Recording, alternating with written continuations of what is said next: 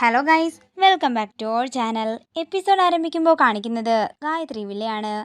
പാർവതി പറഞ്ഞ കാര്യങ്ങളെല്ലാം കേട്ടിട്ട് ശേഖർ പറയുകയാണ്, ഗായത്രി അമ്മ നിന്നെ പോലെ ഒരു മരുമകളെ കിട്ടാൻ എന്തോ പുണ്യം ചെയ്തിട്ടുണ്ട് മോളെ. എന്താണെങ്കിലും മോളി ചെയ്തതൊന്നും ദൈവം കാണാതിരിക്കില്ല, മോൾക്ക് നല്ലതേ വരൂ. പിന്നീട് കാണിക്കുന്നത് പ്രതാപനെയും പ്രഭാവതിയുമാണ്. പ്രതാപൻ സന്തോഷത്തോടെ പ്രഭാവതിയുടെ അടുത്തേക്ക് ചെല്ലുകയാണ്. എന്താടാ പ്രതാപ, നിനക്കെന്താ ലോട്ടറി അടിച്ചോ? നക്കാപ്പിച്ച കാശൊന്നുമല്ല ചേച്ചി, 50 കോടിയാ ലോട്ടറി അടിച്ചത്. ചേച്ചി കണ്ണടച്ച് വാ തുറക്കാൻ പ്രതാപൻ പറയുമ്പോൾ പ്രഭാവതി പറയുകയാണ്, ഇത്ര വലുതായിട്ടും നിന്റെ കുട്ടിക്കളിയൊന്നും മാറിയിട്ടില്ല.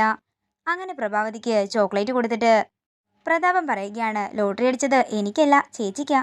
ചേച്ചി ആ പാർവതിയെ എല്ലാവരുടെയും മുമ്പിലിട്ട് തല്ലി ചതച്ചില്ലേ? അവളുടെ കള്ളത്തരമെല്ലാം എല്ലാവരുടെയും മുമ്പിൽ കൊണ്ടുവന്ന് അവള് പക്ക ഫ്രോഡാണെന്ന് തെളിയിച്ചില്ലേ? അതൊക്കെ കാണുമ്പോഴാ എനിക്ക് സന്തോഷം എന്ന് പ്രതാപൻ പറയുമ്പോൾ പ്രഭാവതി പറയുകയാണ്, എനിക്ക് അവളെ അടിച്ചതിലല്ല സന്തോഷം. ഞാൻ അവളെ അത്രയും അടിച്ചിട്ടും വിശാല് ഒരു പാറ പോലെ അനങ്ങാതെ നിന്നില്ലേ? അവള് പക്ക ഉടായിപ്പാണെന്ന് അവനും മനസ്സിലായി ചേച്ചി, അതുകൊണ്ടാ അവനും അനങ്ങാതെ നിന്നത്. അവൻ മാത്രമല്ല പ്രതാപ, പാർവതിയെ സപ്പോർട്ട് ചെയ്തിരുന്ന ഒരാളും ഒരു വാക്കുപോലും പറഞ്ഞില്ല. നീ എന്താ അത് ശ്രദ്ധിച്ചില്ലേ? ഈ സംഭവത്തോടെ വിശാലിനെയും പാർവതിയും എന്നേക്കുമായിട്ട് നമുക്ക് തെറ്റിക്കണം. എന്നിട്ട് അവൾ ആ സങ്കടത്തില് ഇവിടെ നിന്ന് ഇറങ്ങിയും പോകണം. ഇനി അതാകണം നമ്മുടെ ലക്ഷ്യം. അങ്ങനെ അവൾ ഇറങ്ങിപ്പോകുന്ന അന്ന് ഞാൻ നിനക്ക് ഒരു സ്പെഷ്യൽ ഗിഫ്റ്റ് തന്നെ വാങ്ങിത്തരും. ചേച്ചിയുടെ ആഗ്രഹം പോലെ തന്നെ എല്ലാം നടക്കുമെന്ന് പ്രതാപൻ പറയുന്നു. പിന്നീട് കാണിക്കുന്നത് വിശാലിനെയാണ്. ഗായത്രിയുടെ ഫോട്ടോയ്ക്കരികിലേക്ക് ചെന്ന് വിശാൽ പറയുകയാണ്, ആ പാർവതി എന്നെ ചതിക്കുകയായിരുന്നമ്മേ. എന്നെ മാത്രമല്ല ഈ വീട്ടിലുണ്ടായിരുന്ന എല്ലാവരെയും അവൾ പറഞ്ഞു പറ്റിച്ചു. ഇതെനിക്ക് ഒരിക്കലും സഹിക്കാൻ കഴിയില്ല. ഞാൻ അവളെ ഉപേക്ഷിക്കാൻ പോവുകയാണ്. ഇനി എനിക്ക് അവളുടെ മുഖം കാണണ്ട. എന്റെ മനസ്സിൽ നിന്നും ഞാൻ അവളെ എന്നേക്കുമായിട്ട് തുടച്ചു നീക്കാൻ പോവുകയാണ്. മറ്റുള്ളവർ പറയുന്നത് പോലെ എന്റെ സ്വത്തിലും പണത്തിലുമാ അവളുടെ കണ്ണ്. അതേസമയം വിശാലിന് കാപ്പിയുമായി പാറു മുറിയിലേക്ക് വരികയാണ്. പാറുവിനെ കണ്ടയുടൻ തന്നെ ദേഷ്യത്തോടെ നിൽക്കുകയാണ് വിശാൽ. എന്നോടുള്ള ദേഷ്യത്തിന് സാറ് ആഹാരം കഴിക്കാതിരിക്കല്, ഇതെങ്കിലും കുടിക്കാൻ പാറു പറയുമ്പോൾ അതവിടെ വെച്ചിട്ട് ഇറങ്ങിപ്പോകാൻ വിശാൽ പറയുന്നു. ഞാൻ ചെയ്തത് തെറ്റാണെന്ന് പാറു പറയുമ്പോൾ ദേഷ്യത്തോടെ വിശാൽ പറയുകയാണ്, നിർത്തിക്കോണം. ഇനി ഒരു വാക്ക് നീ മിണ്ടരുത്. നീ എന്നെ പറഞ്ഞു പറ്റിക്കുകയായിരുന്നില്ലേ? നിന്നെ കണ്ട നാളെ മുതൽ ഞാൻ നിന്നെക്കുറിച്ച് എന്തൊക്കെ കരുതിയോ അതൊക്കെ തെറ്റാണെന്ന് നീ ഇന്ന് കൊണ്ട് തെളിയിച്ചിരിക്കുകയാണ്. കടന്നു പൊക്കോണം എന്റെ മുന്നിൽ നിന്ന്, അല്ലെങ്കിൽ ഒരുപക്ഷെ എനിക്ക് എന്നെ തന്നെ നിയന്ത്രിക്കാൻ സാധിച്ചെന്ന് വരില്ല.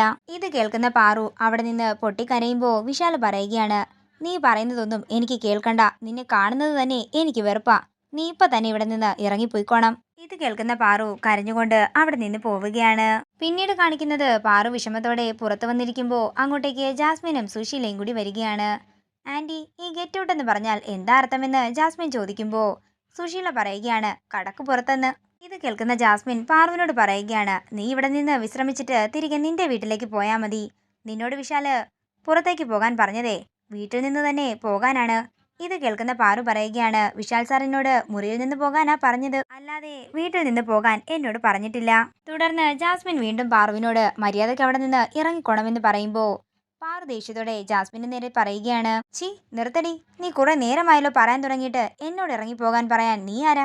വലിഞ്ഞു കയറി വന്ന് സുഭിക്ഷമായ ഭക്ഷണം കഴിച്ച് തണുപ്പുള്ള മുറിയിൽ കിടന്നുറങ്ങുന്ന നീയാ അവിടെ വലിഞ്ഞു കയറി വന്നവള്. നീയാണ് അവിടെ നിന്ന് ഇറങ്ങി പോകേണ്ടതും. ഞാൻ അടിച്ചിറക്കുന്നതിന് മുമ്പ് അവിടെ നിന്ന് ഇറങ്ങിപ്പോയാലേ വലിയൊരു നാണക്കേടിൽ നിന്നും നിനക്ക് ഒഴിവാകാം. മനസ്സിലായോടി ജാസ്മിനെ എന്ന് പാറു പറയുമ്പോൾ സുശീല പറയുകയാണ്, കൊത്തി കൊത്തി മുറത്തി കയറി കൊത്താതെ അടങ്ങി നിക്കടി.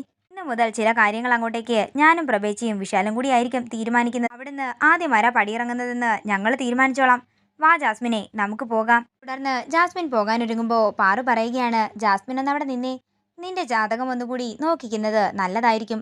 ചിലപ്പോ ഗായത്രിയമ്മയെ പോലെ ആയുസെത്താത്ത മരണമായിരിക്കും നിനക്ക് വിധിച്ചിട്ടുള്ളത്. ഭീകരമായ മരണം.